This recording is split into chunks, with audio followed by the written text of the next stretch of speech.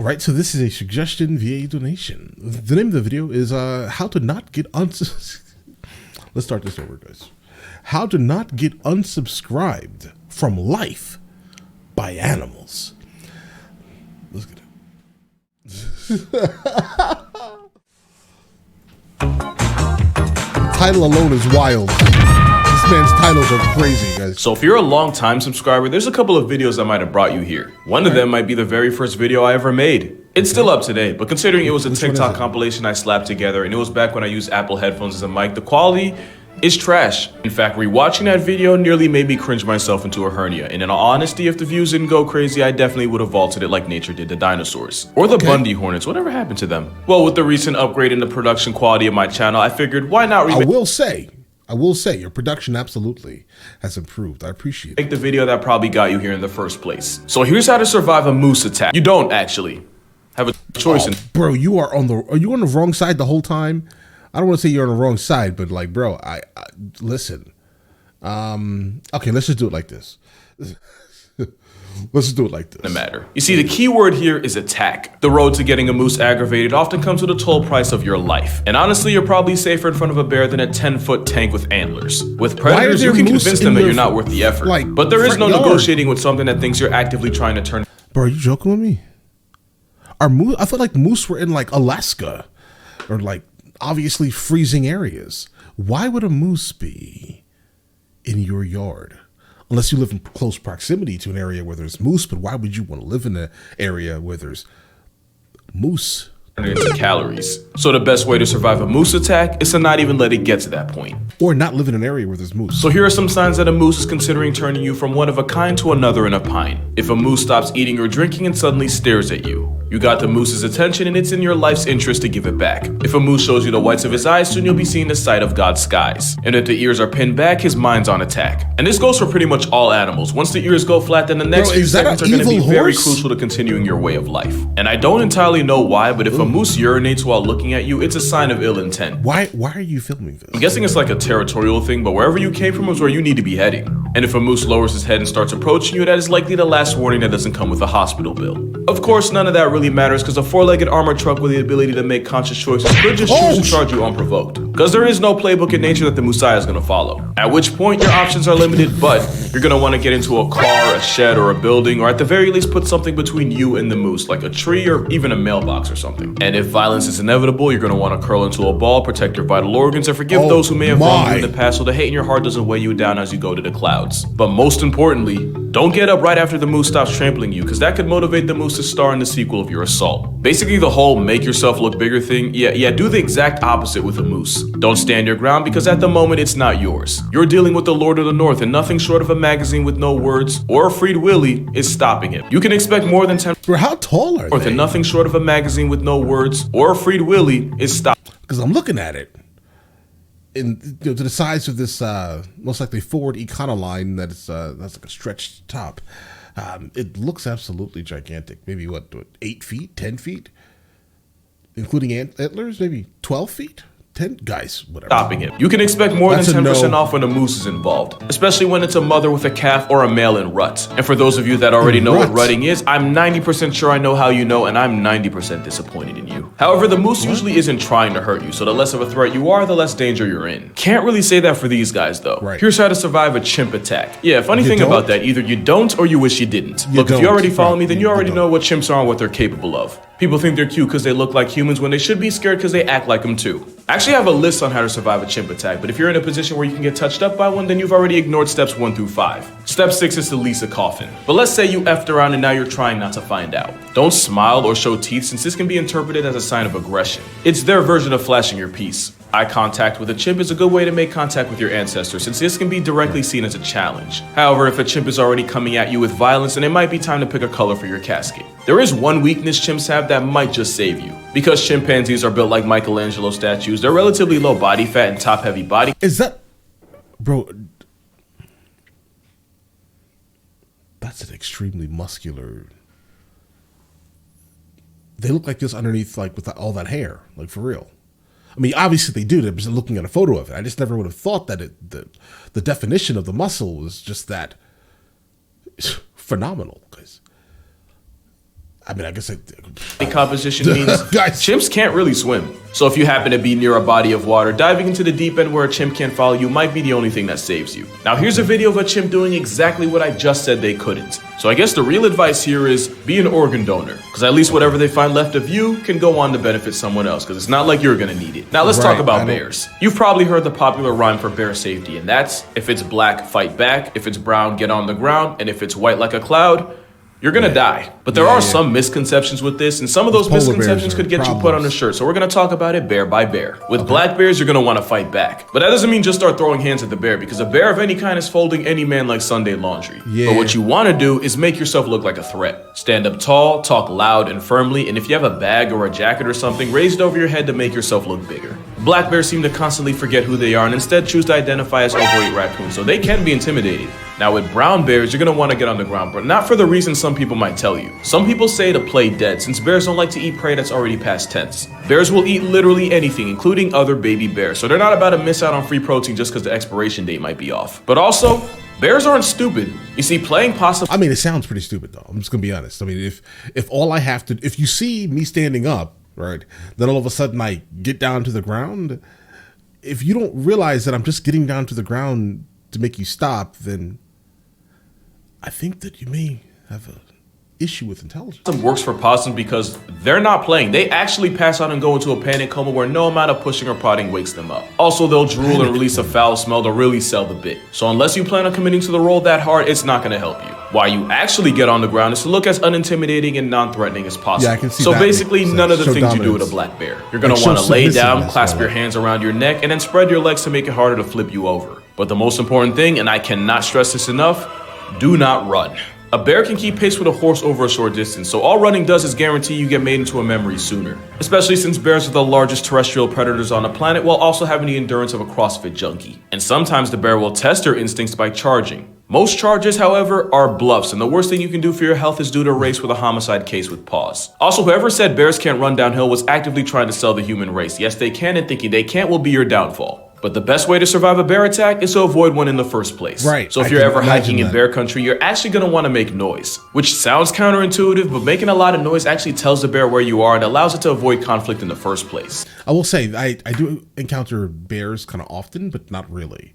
As in, they hear us coming. Like, I spend a lot of times in the mountains, and there are bears everywhere, and I mean everywhere. If you get out of your Jeep, bro, there are bears, bro, everywhere. But I think the overall sound of our vehicles kind of, push them away for the most part. But it's pretty evident that when you step out, there's bear droppings. I don't know, do you call a bear droppings if they're that absolutely gigantic? I don't know if those are still considered droppings, guys. They may not be. They may not be droppings any longer. But either way, bears everywhere, and this is, for the most part, why I carry if I go in the wilderness. Also, large caliber, guys. Since bears have a hypersensitive nose and sense of smell, carrying bear spray can be the difference between going home in peace and resting there in pieces. Bear spray is said to save people from serious injury in bear encounters 98% of the time. Yeah, bear God bless you if you're in that 2%. There is a catch, though. Everything I just said applies to territorial encounters with bears. If a bear comes at you on... if the bear has the babies with them? Predatory timing, then my only advice is to make peace with the higher being of your choosing. Predatory bear attacks on humans are rare, but when they do happen, someone gets put on the news. And that's why if the bear in your presence is a polar bear, then it's up.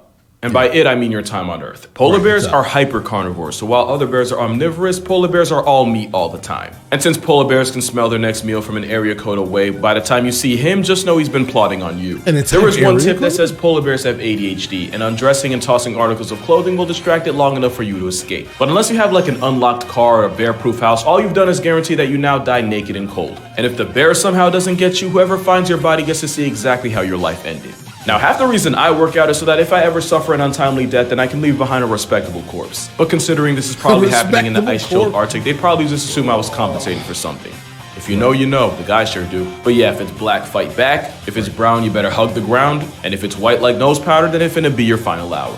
And speaking of final hour, here's how to survive a hippo attack. No, you don't. Oh. You're not going to. And if you're disappointed by that, then that's a failure of your own expectations. Right. And considering we're like halfway through the video, if you clicked genuinely looking for hippo advice, then I'm assuming you're watching this from God's data plan. Hippos are the heaviest things on 4 legs without a trunk or a horn. They divide crocodiles without a calculator and subtract an estimated 500 people from the population a year, and if we're being honest, it's probably higher. Show me someone who survived a hippo attack and I'll show you someone you should get lottery numbers from. So my only advice to surviving this whale Karen throwing a fit is to uninstall yourself so he doesn't get credit for the kill. No. Unless you're exercising the right to bear absolute heat, in which case I hope he likes seafood because he finna eat some shells. Then again, since hippos are as close as you can get to being bulletproof, self-deletion might be the easiest way out. Ironically, in this entire video, the cougar might be the most survivable out of any animal here. The rules for surviving a cougar are pretty simple. Like, don't turn around, Try to travel in groups, avoid being out at dawn or dusk, and if one tries to offer you a drink, just remember nothing in this life is free. Now, when surviving the actual cats, the rules are a little different. You see, cougars are actually naturally wary of people and are perfectly happy avoiding humans. So if a puma ever presses you like in this video, it's likely you accidentally stumbled into some cubs and now you gotta see the mama about it. Back away slowly. All running does is tell the cougar that you're something worth chasing. Also, with ambush hunters, the worst thing you can do when a cat confronts you is turn your back to it, because that makes it more likely to pounce. Yeah, well, guys, I'm told that often, because, I mean, again, mountain lion country, guys. Yeah, you see one of these things, immediately, you know, take your firearm out, and obviously don't turn around. Under any circumstances, do not turn around. It will pounce on you, bro. You're gonna wanna stand up tall and back away slowly while speaking in a loud, firm voice. It doesn't matter what you say. You can recite the entire script for the B movie, as long as it's loud enough for the cougar to hear you. No, you dude. Trying to attack me, you guys look away from you. Dude, what do you want me to do? Come on. This sucks. You can also throw things not at, but near the cougar. However, if you crouch down to pick something up or take your eyes off the cougar, then you've broken 2 rules in 1 move. Just keep moonwalking and understand that if the cougar wanted you off the census, you'd already be trending on Twitter. This advice pretty much applies for big cats too. However, if you find yourself staring down a lion, first of all, it probably took a lot of bad life decisions to end up there, and it's likely your fault. But pay attention to its tail. If it's swaying from side to side, that means the lion feels threatened, which is good because that means it can still be negotiated with. But if the tail's rigid and not moving at all, then it's likely a predatory encounter, in which case the only thing up for negotiation will be the cost of your casket. In tiger country, it's often advised to wear a backwards mask to convince the ambushing big cat that it's already lost the element of surprise. Bros, I'm pretty sure that's not your face. All right.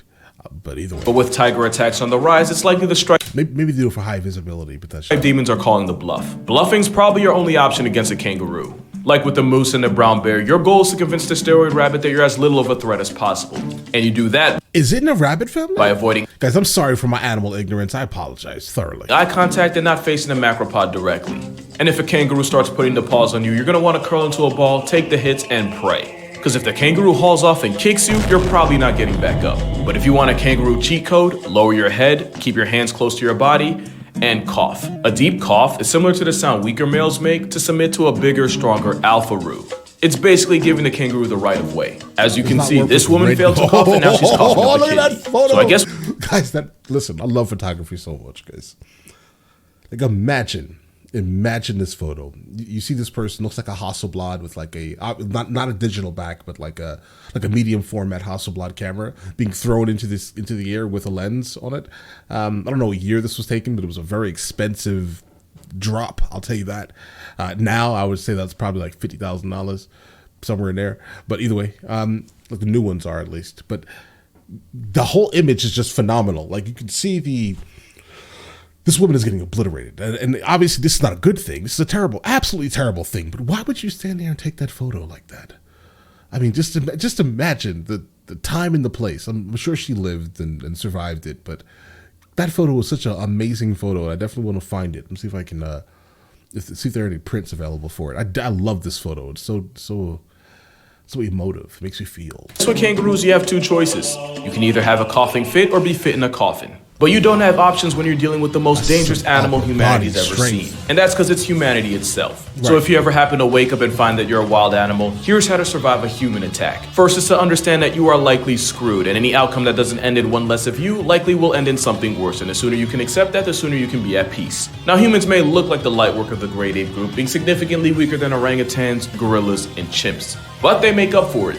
The same way that bullied kid makes up for years of torment with a suspiciously shaped duffel bag and the intent of lighting up the school like a Christmas tree. You can try to run, but the Homo sapien race used to literally chase their prey into heat stroke, since they're able to sweat and cool down while actively running you into the ground.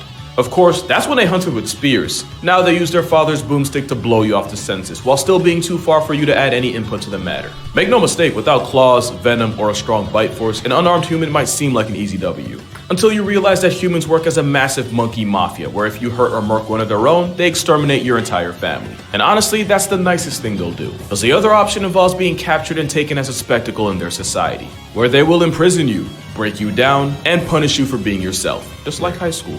But the worst part of it all, when the deuces hit the fan and someone gets put on a shirt, they'll blame you for being what you've always been. They'll slaughter hundreds of millions of your kind and then gaslight you to convince themselves that you're the problem. All while actively destroying the natural order that existed billions of years before them. Because humans aren't God, but they sure love to play it. So the only way to survive a human attack is to readjust your goals and just enjoy the show before a hairless oppression monkey with a superiority complex comes by and cancels it. But that's gonna do it for this video. For more consistent content, be sure to follow my Instagram and TikTok. I try to post daily on both.